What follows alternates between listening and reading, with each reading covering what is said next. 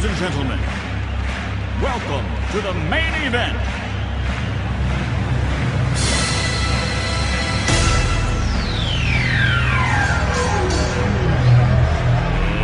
Let's get ready to rumble!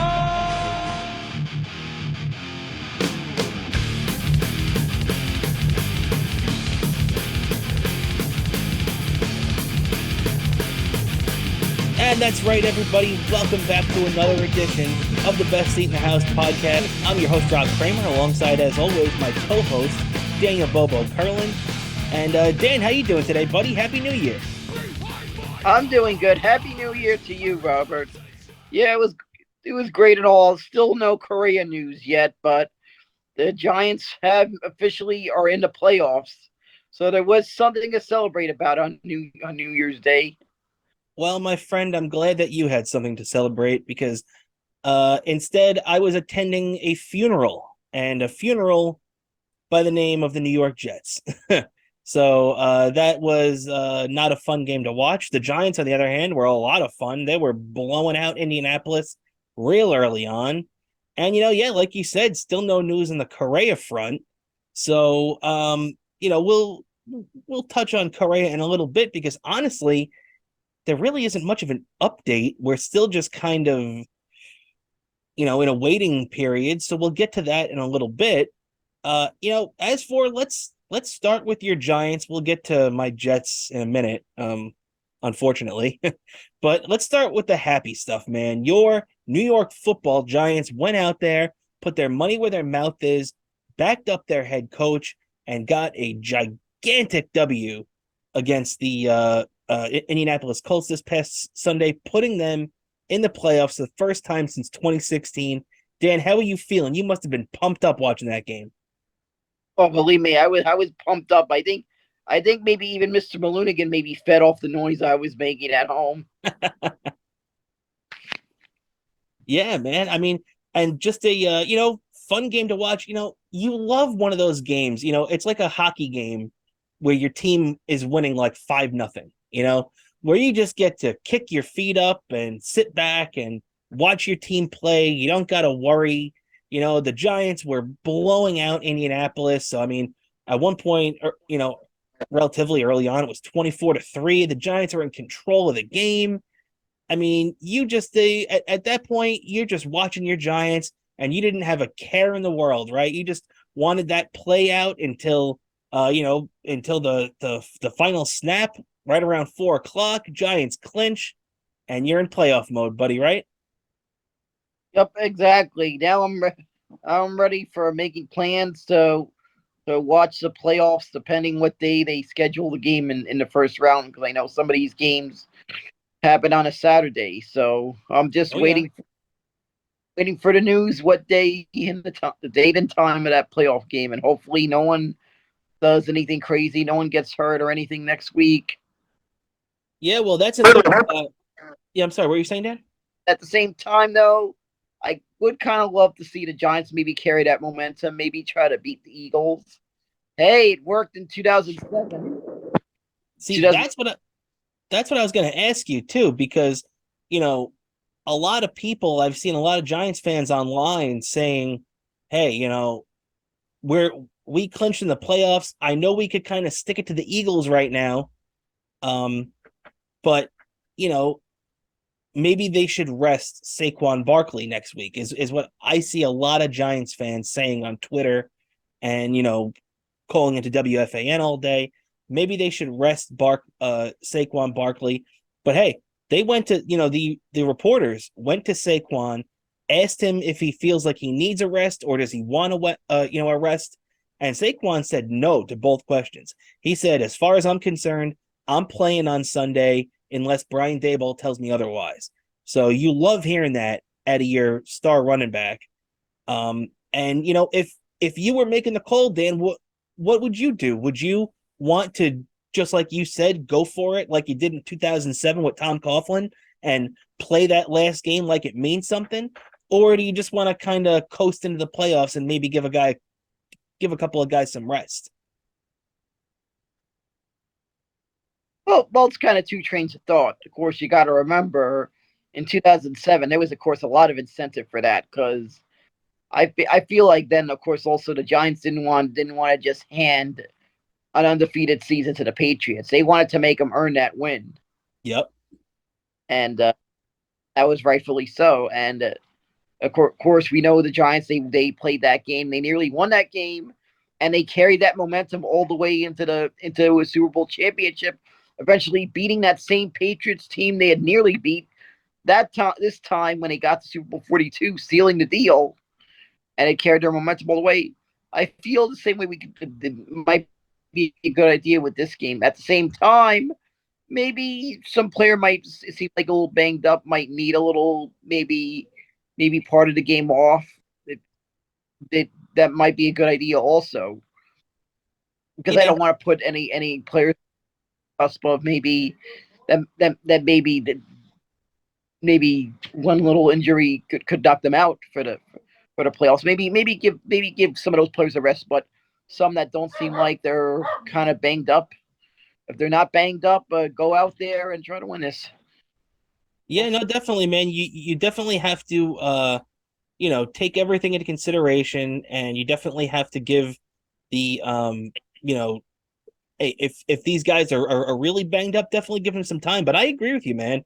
You know, why not play it out and see what happens? I mean, just like you said, the Patriots, I mean, the Giants in 2007 just didn't want to hand the Patriots an undefeated season, and they didn't. The Patriots ended up getting it, but they had to fight and claw for it from the Giants. The Giants want to be the same thing on Sunday against the Eagles. They don't want to just hand the Eagles the NFC East championship, because, hey, I mean, on one hand, yeah, you'd love to stick it to the Eagles too. It would kind of help the Cowboys, but you don't really look at it from that perspective on this. But hey, if you have a chance to take out one of your biggest division rivals, and might I remind you, a division rival that over the last few years have tormented the Giants, absolutely tormented the Giants. The Eagles have dominated the Giants over the last 5 or 6 years of play. I mean, they had one of the longest interdivision winning streaks going against the Giants for a long time. So it's all going to come to a head this Sunday. And, what do you expect to happen, Dan? Do you think that the Giants and Brian Daboll are going to go all out, or do you think they're going to take their foot off the gas a little bit? I think they're going to go all out, unless there's anyone that's maybe banged up that might need the week off. But other than that, they're gonna go all out for this one. Yeah, I agree with you. I agree. And looking ahead, now I don't really know exactly how it's going to break down. There's still a bunch of different scenarios that could work out depending on who wins the NFC East and seeding and things along those lines, conference records. But looking ahead right now, it looks to me like it's going to end up being in that wild card first round, the Giants and the Vikings. I mean, that's just my prediction right now. I also heard a lot of people talking about that and speculating about that today on the radio and on Twitter and everything. So right now, a lot of people are saying that it looks like Giants Vikings in that first round. If it ends up being Giants Vikings, what's your confidence level for that? Vikings, obviously a good team, but a team that you also just played a few weeks ago. I'm very confident in the Giants in that, and I feel like this one we could pull that win. We nearly defeated them in a few weeks ago on Christmas Eve, so I think we could do it. Very confident in my game. Yeah, and I mean, we saw it. It took a last second bomb of a field goal for the Giants to lose that game out there. So it'll be very interesting to see how the rematch goes should that happen in the playoffs. Two definitely, good teams, two well-coached teams. Before the season too, me and you talked about how big of a year this is for Daniel Jones, and then the Giants, ended up making it an even bigger deal because they didn't give him his fifth-year option. They didn't pick up that last option. So Daniel Jones is a free agent after this season. Now, what do you think, Dan? If you're going to franchise tag Daniel Jones this offseason, you're looking at 30 million, right around there. You're looking at a lot of money. If you're going to give him a contract, it's probably going to be for at least 25 million a year. If it's a more than 1 or 2 year deal, you're probably looking at maybe 3 years, 75 million for Daniel Jones. What are your, after seeing this season and what he did, how he ran this offense and how he got you guys to the playoffs, what do you think about Daniel Jones? Are you willing to give him that 3 year, maybe longer contract at 25 million a year? I mean, do you want to take a chance and maybe just franchise tag him? What's your thought process? I feel like he's earned maybe at least getting franchise tagged. But if you were making the call, do you feel like this season, from what you've seen out of him, you would be comfortable giving him a more than 1 year deal? Or do you think, you know what, he's only done it for 1 year, let me franchise tag him and see if he can do it again? I would probably sign him to an extension. I feel like he's finally gotten acclimated to Dayball's system. I feel they finally found a way for everything to click with him. I agree. I actually totally agree with you, man. I think that it would be a big mistake for the Giants to let Daniel Jones go. And I'm telling you right now, is Daniel Jones a top 5 quarterback in football? No, he's probably not a top 5 quarterback. But is he a very good, mobile, serviceable quarterback that you can depend on to go out? I mean, look, the guy had injury problems his first 2 years, his first, a couple of years in the league. That hasn't been the issue this year. He's been out there every game, every down, taking the hits, leading this team. And, maybe part of it is that it's the walk year of his contract. But hey, I'm totally with you. And you know what I think a lot of people are overlooking with Daniel Jones and this Giants team? I think a lot of people are overlooking the coaching aspect of it. Look at who Daniel Jones had coaching him for the first couple of years of his career. You have Joe Judge, Pat Shurmur, a litany of offensive coordinators. And now you finally have some, at least a suspected stability, or not even necessarily stability, because you know that Daboll is going to be there for a while, especially after making the playoffs this year. But maybe not so much the stability, but more so the competence, the offensive, at least, and obviously we've seen the defense play very well at times too, but that's more of a Wink Martindale type thing, and he's been a great pickup for the Giants on the defensive side too. But I really think that, you see the way that Daboll handles this offense, man. I think this is the perfect situation for Daniel Jones, and I think it would be a mistake for the Giants to let him move on. And I also think it would be a mistake for Daniel Jones to move on, because he's finally comfortable in this system, and they seemingly have built this offense around him, right? Yeah, I really feel that way. The way they finally built the offense around him. They got a coaching system that in place that he was able to pick up on. And I feel it'd be a mistake to be like starting over if they didn't do that. Be a backward step. Yeah. Yeah, you're right. I mean, the Giants could be in a position right now where, we'll get to in a second, where my Jets are, where you pretty much know that, look, as much as I like Mike White, I don't think the answer at quarterback is on the Jets roster right now.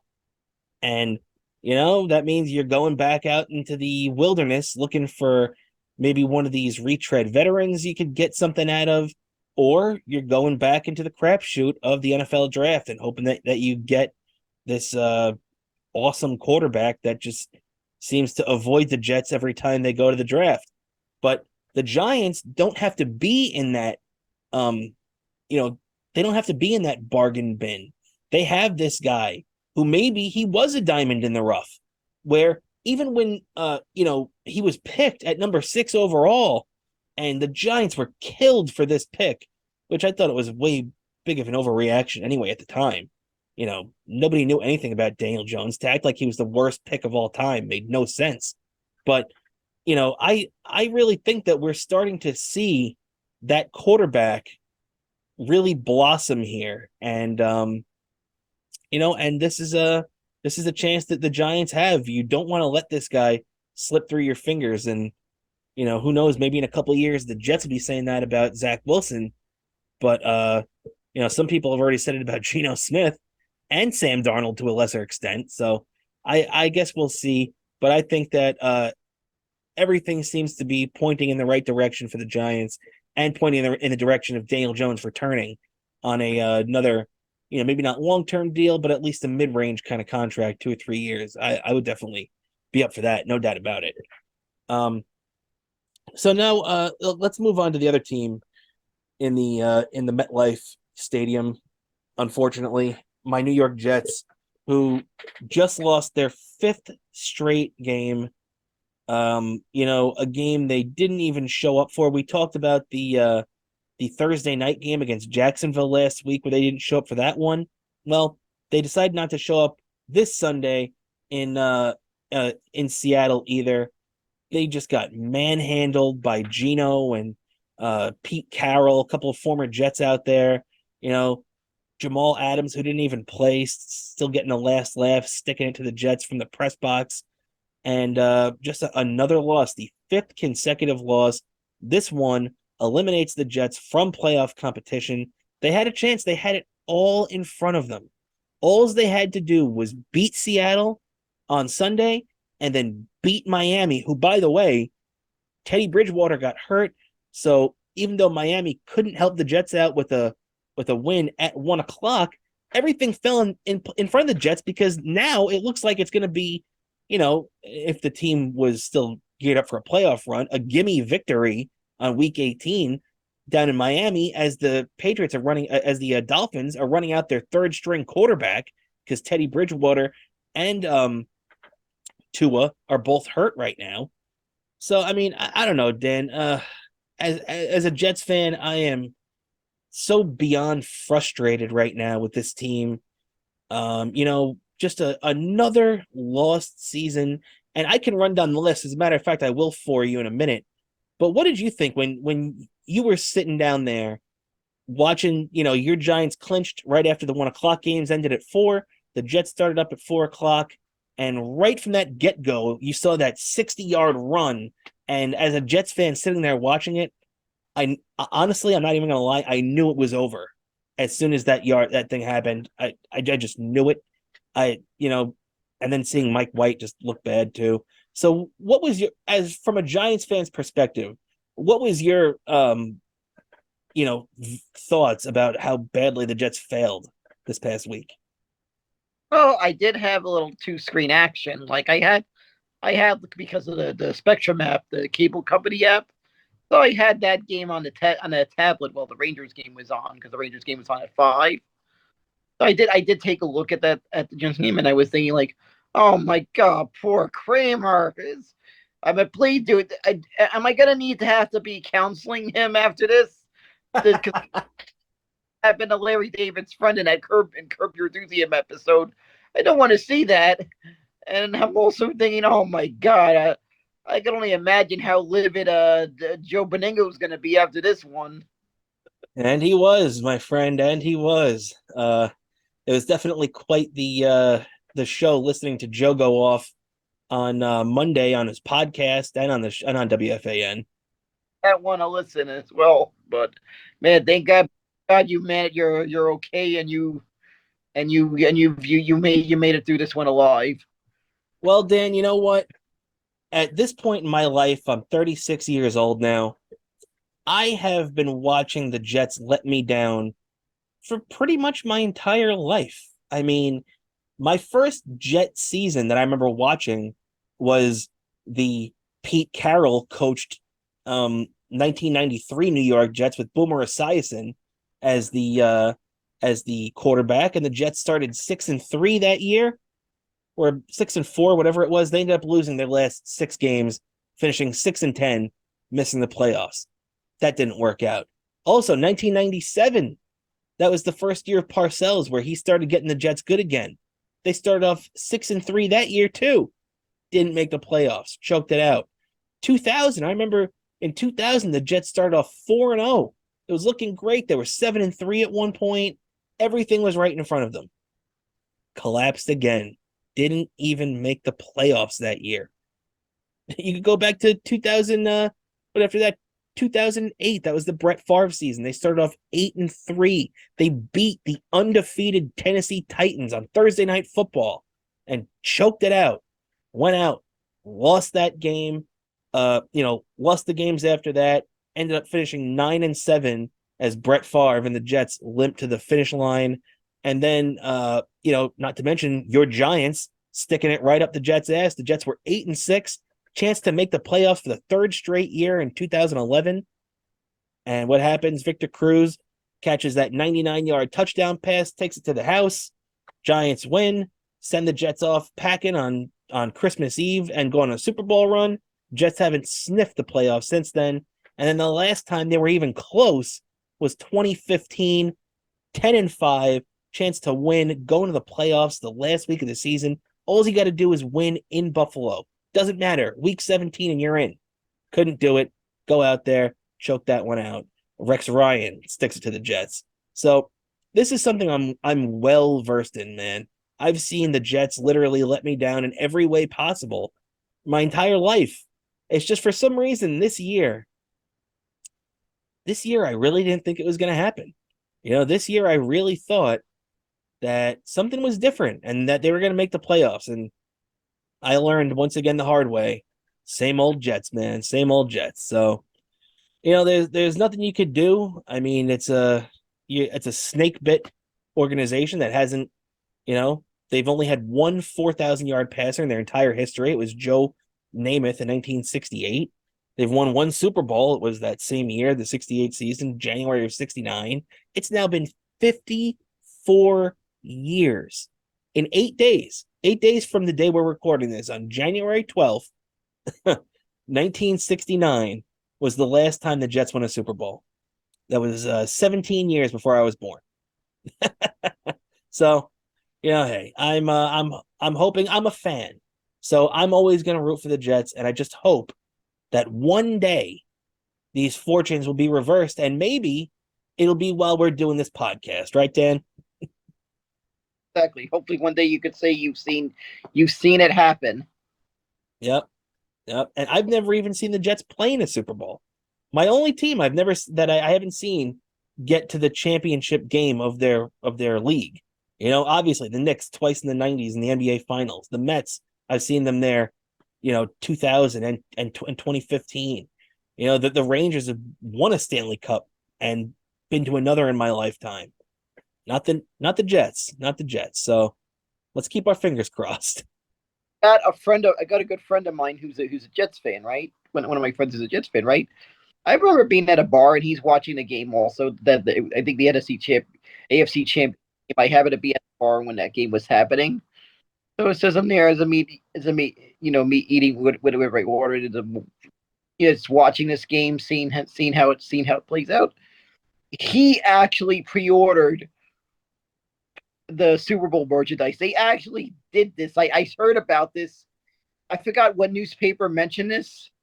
They were actually doing a pre-order for Super Bowl merchandise if they got there, and it was going to be automatically returned to your credit card if they didn't. But they were actually buying the stuff, the AFC Championship year. Fans. They were actually taking pre-orders for it. Man, as a Jets fan, you gotta know you can't touch that money until the final whistle blows, because if any team can blow it, it's the Jets. So, what else can you say about that? I've seen a team do that. I myself am a Mets fan. I'm used to, like, when they sell every round of the playoffs in advance. I'm used to that with many teams will do that. So, sell when they get if they look like they get to the playoffs, they do most of the rounds of the playoffs in advance. This way they got the ticket sale handled out of the way, and then they'll do an automatic credit card refund. But this is the first time. That was the first time when I heard a team actually was selling their championship round merchandise in advance. That's a first I've heard of. Yeah, you got that right, man. No doubt about that. And especially the Jets. What do they think? Of course, bear in mind it was pre-purchased.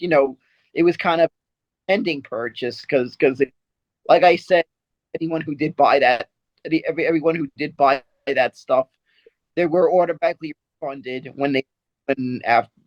they were automatically refunded because it didn't happen like they hoped. Exactly, and that's the life of a Jet fan. It always ends up getting refunded because whether it's a Super Bowl ticket or AFC title merch, that hasn't been in our grasp for quite some time. But yeah, you know what, Dan? With I need old reel to watch the highlight film from Super Bowl III. That's how long ago it may have been that it was released. Yeah, I have the DVD of Super Bowl III, and I used to watch it, liking it when I was a kid, but now I watch it and it's like, or now I even see the DVD and it's just like painful, like, how is that still the last time they've won? All right, now that we got all that football talk out of the way, let's get back to a little baseball talk here, Dan. As right before we took the air here, some news broke that the Red Sox and Rafael Devers, their star third baseman, big left-handed bat, have come to an agreement for a long-term extension. Now, there were agreements that, there were reports that the team and the player were a lot of money apart as recently as a couple weeks ago. So apparently they were able to bridge that gap, and it looks like they're signing him to an 11-year, $300+ million contract. So it's in the neighborhood of the Xander Bogaerts deal and the Carlos Correa right now reported deal, and Francisco Lindor and all those other deals. So he's right in that area, and boy, is it must be really good to be a infielder these days with a pretty decent bat, because these guys are making big time contracts, big time deals that we've never seen given out in the course of one offseason. But between Trey Turner and Carlos Correa, and who got two different deals this year from two different teams, both 300+ million, and now this one with Devers, a lot of big contracts given out, Dan. What do you think about that? What do you think that it's smart to be locking these guys up to these big money long-term contracts, or do you think that these 10-year deals are a ticking time bomb? I think it varies from the player to player. Maybe the age, maybe their injury history. Could have been a bunch of different factors. True. You're definitely right about that. But let's take a look at our deal with Carlos Correa that still is in the works right now. Now, all the reports coming out, I saw that as recently as yesterday, Ken Rosenthal reported that a deal between the Mets and the Carlos Correa camp is still very much likely. It's just going to be different terms. Like, people have been speculating, okay, it's not going to be 12 years, 315 million. Maybe it'll be like 7 years, 230 million, or something along those lines. Hey, to me, I don't really care what the deal is as long as Carlos Correa is playing for the Mets next year, right? Yep, exactly. I feel the same way. Plus, I feel like with that contract, I feel things are a little bit different now, especially the fact that there's a DH in the National League. Yep. So that could play a factor down the line with him. Dude, that is a great point, that, to be honest, I haven't even heard anybody bring up. That is an awesome point. They have the DH and the net. I mean, that is the one reason that you just said, and the one reason that I'm going to bring up. So you just said the DH rule. That is such a great, point, because that's something that we wouldn't have had the opportunity to fall back on until just, last year, not counting 2020, where they just used it for that 1 year.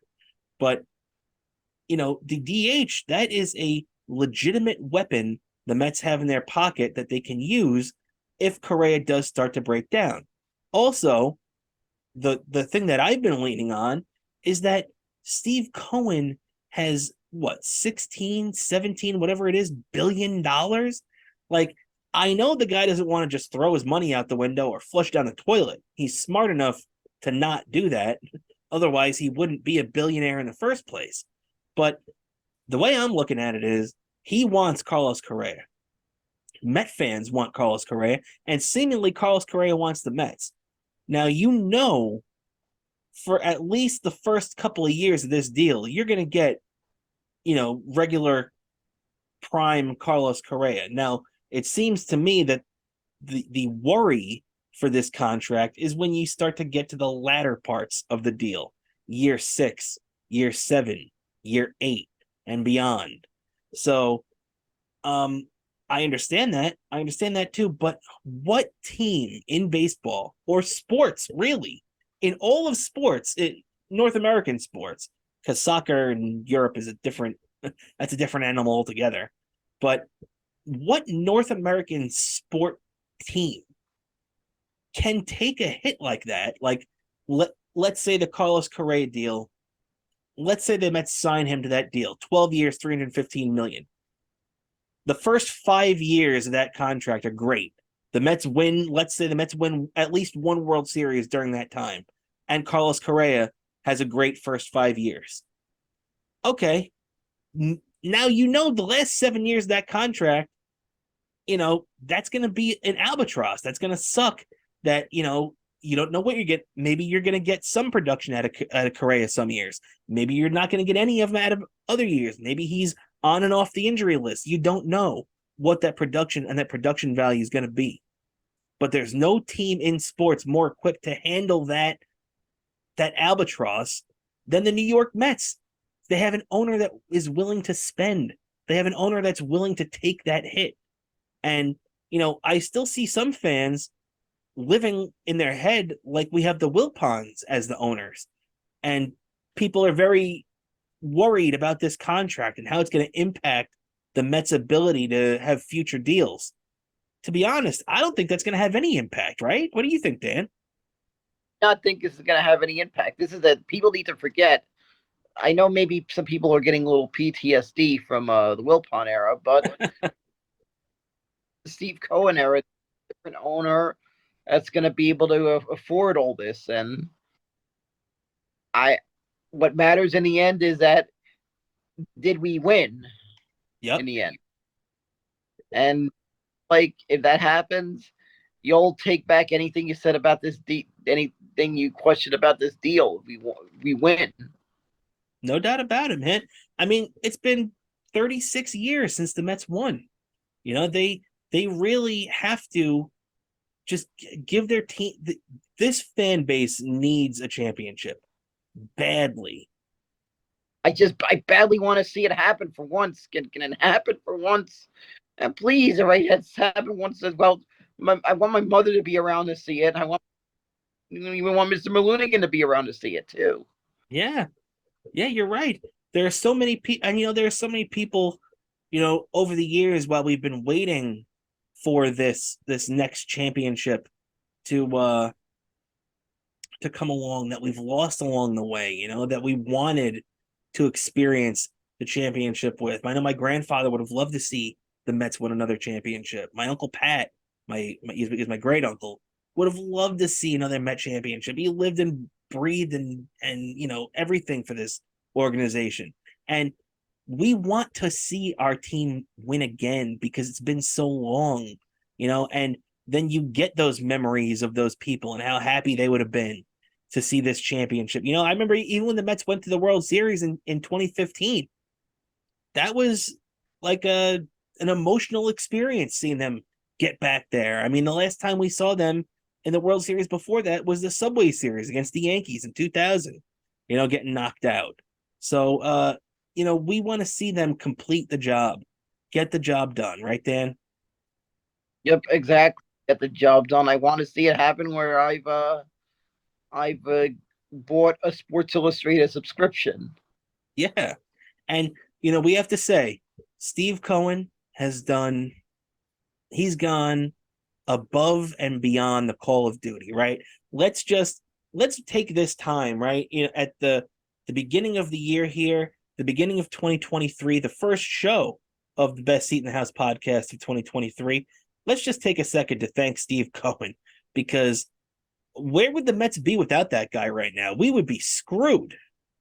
Yep, exactly. And also, for those of you who don't understand what I mean by Sports Illustrated subscription and why wait till the Mets win a championship, all those gifts, all those little extras that they said whenever a team wins a championship. All those little a little package that they do when a team wins a championship. That's what I'm talking about. And also, another word of advice to Sports Illustrated: don't put any Met players in the cover till after they win the World Series. Yes, steer clear until November, guys. Yeah. Because I get weary about that a bit more than that whole history with the Madden NFL. That little history. Yep. Weary with the Sports Illustrated, and then I do that Madden curse. So please wait until after Sports Illustrated. Yeah. Sports Illustrated, slow your roll, especially when it comes to the Mets. Put the Yankees on as much as you want. Put the Braves and the Phillies on as much as you want, but stay away from the Mets at least until after the World Series. We would definitely appreciate that. And hey, right now all we have to do is just play the waiting game. And I know, as Homer Simpson once said, the waiting game sucks. Let's play hungry hippos. That's something that we pretty much have to do. We have to sit here and play hungry hippos up until Billy Epler or Steve Cohen or Scott Boras or whoever is going to make this announcement comes along and lets us know that this Carlos Correa deal is done. And there's a lot of language in these contracts they have to work out, and there's a lot of just wording and stuff along those lines. Obviously money is a gigantic part of it, and what money is he going to give back? Because I mean, let's remember, when the Mets first worked this deal out with him, he was taking a step down from 13 years $350 million to 12 years $315 million. So he was giving up 1 year and 35 million. So is that number going to change again? I know Correa and Boras don't want it to, nor should they. But the Mets are going to want that number to change, or they're going to want protections in case he can't live up to that number. So that's the thing we have to just keep in mind. Sure, they're going to work something out, all right? Correa, he wants to play here. Unlike that deal that San Francisco, this one he wants to try to work this one out with the Mets. And all the photo we saw on Instagram pretty much gave that hint that he's wanting to get this deal worked out. So I know it's going to sound like a broken record because we said this last week, but I'm very hopeful that by next week that deal will be official. Yeah, I'm with you on that, man. I think we're getting close. We have to just be patient. You there? Yeah, you there, Bo? I'm here. I can hear you. Oh, okay. All right. I can hear you. You were just freezing. Okay, yeah, because you froze up a little on my end too, but no worries. But yeah, so I agree with you. I think this deal gets done. We just got to be patient, and that's the one thing that most Met fans don't have, because our patience has really, really been tried over these last 30 plus years. So, Hitting the refresh button on my on Twitter a lot the next couple of days. Oh yeah, and I'll be keeping doing the same thing and looking at John Heyman's Twitter and Ken Rosenthal's Twitter and Anthony DiComo and hoping something comes out. So let's just Yep. you just got to be vigilant and hope for the best. And Yep, exactly. yeah, yeah, and so while we're rounding down here to the final leg of the show here today, I do want to go over our New York Rangers real quick, Dan, because we've been seeing some up and down play from the Rangers, but they really seem to have straightened themselves out the last few games. They really came up big with a really nice win last night.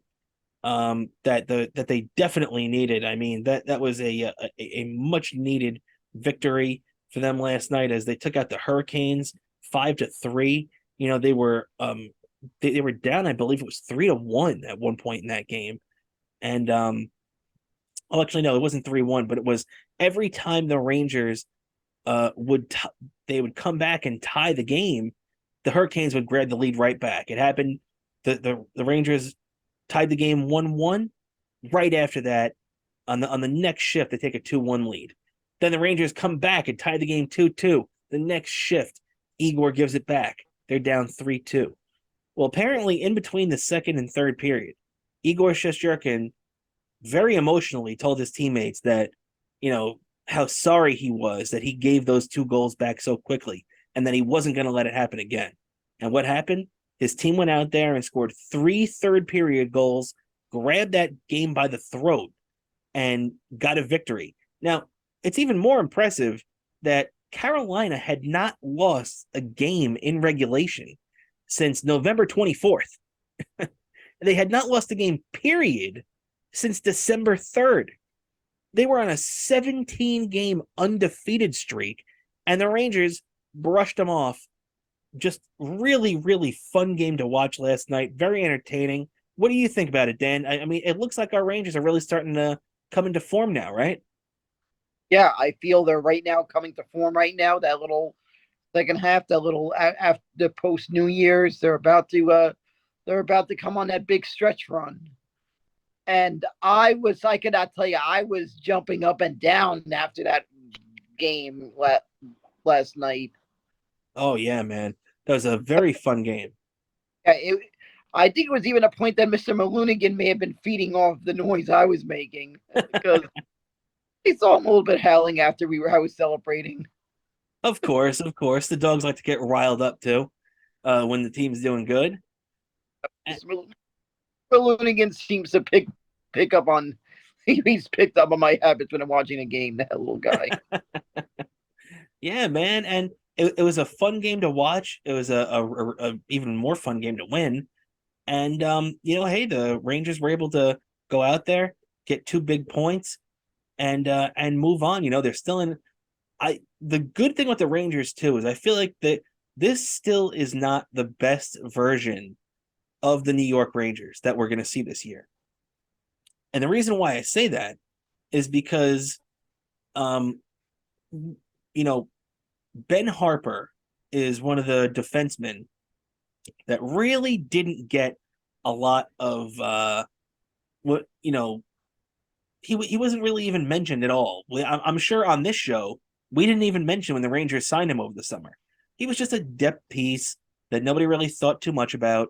They stuck him in the AHL, and let him play his game. He's okay. He'll play with the Hartford Wolfpack, and if they need any help, he'll be there. Well, guess what? The Rangers needed some help because for whatever reason, Libor Hayek still isn't ready to go. This is one of the guys they got from the Ryan McDonough trade 5 years ago, and looks like Libor Hayek just isn't that guy. And one of their young guys too, Zach Jones, who has a really high ceiling, but they just have not seen enough yet. He doesn't have that defensive responsibility that these guys have to have at this level. And he finds himself back down in the AHL. Ben Harper on the NHL roster for the Rangers. And you know what? I got to say, pairing him with Schneider, that's a pretty decent, steady pair there at 2 or 3, whichever way you want to use them. how have you felt about Ben Harper so far? Because I've been impressed. When I first heard they were going to call him up, I kind of rolled my eyes and I was like, oh great, what are they doing with this guy now? And he's been steady. I can't say anything less than that. Be working out well so far, and I hope it continues. Yeah, yeah, but you've noticed a difference though, right? Because it seems like ever since they made this switch, the team is definitely playing a better defensive brand of hockey. Yeah, definitely. It just feels like it now, and I can tell you, it's going to be a real exciting next couple of months. Yeah, man. Because and you know what? Even though, like I said, I want to compliment Ben Harper too, because I don't know how much compliments he's been getting, but he does deserve it. He does deserve a pat on the back. But I also don't envision Ben Harper to be the guy, unless maybe I don't know, circumstances dictate it. But I also don't expect Ben Harper to be the guy to be, manning that spot on this depth chart come playoff time. Um, the Rangers are probably going to go out and make a deal. You would expect everybody wants the one big forward, one of the guys from Chicago. Obviously, everybody wants Taves, so that's the guy people really have circled, and they or Patrick Kane. I'm sorry, not Taves. Um, everybody wants Patrick Kane. I understand that. I definitely get that, but we're going to be looking from the defensive side too, and they're probably going to need to put somebody there. I'm not sure who it's going to be, but it's probably not going to be Ben Harper if we're honest about it, right? Yeah, probably not going to be him, and we'll see how it turns out come the trading deadline. It's got a hitting the refresh button coming around that time. Yeah, yeah, that'll be another refresh button. Except we'll be looking at like Darren Drager and Vince Mercogliano and all those guys for the Rangers, because I expect that the Rangers will probably go and try and pick up a guy in the vein of like a Justin Braun, who they picked up from Philly last year and was a really, really nice steadying piece for this team in the playoffs. I felt like he did a really, really good job when he was out there. So I feel like it'll be something like that. Now, look, the Rangers tonight, when people are watching this, obviously me and you are recording this on Wednesday night, but Thursday night, now the Rangers are going to be in Montreal. Montreal just got smacked the other night by the Capitals. I know Ovechkin scored a hat trick, and they scored 9 goals, beating them 9-2. The Canadians have been up and down this year. So you would hope that going in there, the Rangers could get a nice, maybe not easy, but definitely could come out of there with 2 points against a team that former Ranger Martin St. Louis is getting a decent amount out of that Montreal squad, but they're just a little too young and inexperienced, and there's not enough talent there yet to really hang in with some of the big boys like the Rangers currently find themselves in, right? Yeah, exactly. I feel this one hopefully is going to be a nice little easy win, and I'll be just kicking back and in front of the TV and hopefully celebrating another win. Yeah, buddy, you got that right, man. And the Rangers looking to continue their recent streak of good play. And one more thing before we get out of here, because obviously we talked our hockey, we talked everything. The Knicks were on that 8-game winning streak. They then went on a 5-game losing streak. They've now won the last couple of games, and they're playing San Antonio tonight, a little tough. So that'll be good. But one team that we never really give much love to, for obvious reasons, because neither of us are Nets fans, and let's be honest, two Nets fans. Even playing in Brooklyn, nobody in New York cares about the Nets for the most part, But I do want to give them credit, because this is a team that's gone through a lot of crap over the last couple of years, including a coach change early on this season, where bringing in Jock didn't really look like a slam dunk move.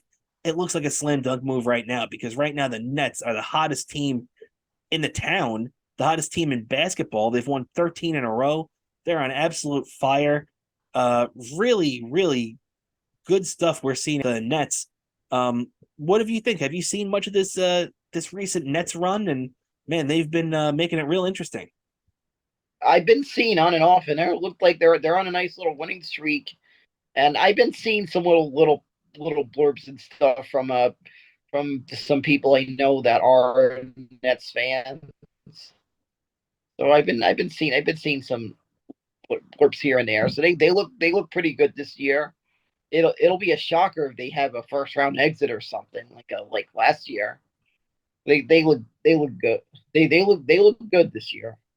They do look good. I agree. They look like a more balanced and well coached team this year. I feel like I would have liked to see what how Harden, James Harden would fit into this Jock Vaughn coached version of the Nets. I mean, you know, maybe his personality clashed with Kyrie and KD, and that's why they had to pull the plug and just send him away. But maybe it could have worked out a little bit better. But hey, you know what? They're getting something out of Ben Simmons. Kevin Durant is still being the Kevin Durant of old, one of the best basketball players in the world.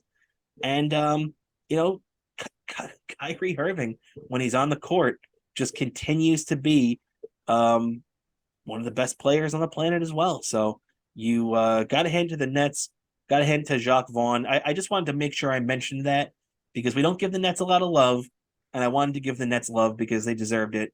They've been on a great run. Let's hope for net fans' sake that they continue to keep it up. Hey, but I think that's just about going to do it for us today, buddy. Do you got any plug before we get out of here?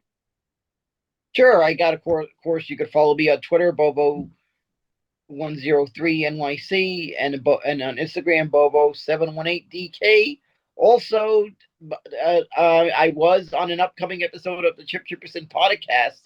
It was actually filmed earlier today, so it should be there, I think, this week or the next weekend, depending if you're Patreon or not. Will determine how soon you'll get to see this episode. But it was an appearance. I was on there with Dave Temple. Of course, Chip's sidekick, Zia, was there. And of course, this is the first time I really got to see her in person in a while since the last episode of the Eastside Dave show. So it was great to get to see Flutesy again. So it was good to see her again. Very cool. Glad to see Flutesy's doing well. Absolutely. Flutesy's great. Everybody just mentioned Dave Temple's hilarious. Z is great as his co-host. Chip obviously is the man. So definitely make sure to check out Dan on Chip's show. And like you said, if you have his Patreon, it'll be available at the end of this week. If not, wait until Sunday, and it'll be out, and you'll be able to check out Dan having a great time on the Chip Chippison podcast. So do yourself a favor and check that out. Also, do yourself a favor, and if you haven't already, like and subscribe to our channel. We really appreciate all the support we've been getting from everybody. Also on social media, check us out. Give us a follow at bsith_podcast. You can follow my personal Twitter account at my last name Cramer NY also. So thank you everybody for all the support. Hope everybody enjoyed their holidays and had a happy new year. And we're back here now, so we're for the long haul, folks. The next time that we get together, it'll be the beginning of the NFL playoffs edition of the Best Seat in the House podcast. So I know you're pumped up for that, right, Dan? This will be our first time we'll have covered the playoffs, the NFL playoffs. So it's going to be a good one. Absolutely, man. And luckily for us, it stinks for me that my team didn't make it. But hey, at least we got one New York team that made it for the first time since 2016. So, you know what? I'm going to be rooting for your Giants because you're not only are you my friend, not only are you my co-host, but as a fellow New Yorker, I want to see your team do good, buddy. So let's get the good vibes going, right? Word of advice to the players of the Giants: going into the playoff game, maybe wait a little bit till after the Super Bowl to do the trip to Miami. Yeah. All right. Stay away from the boats, boys. Stay away from the boats. Stay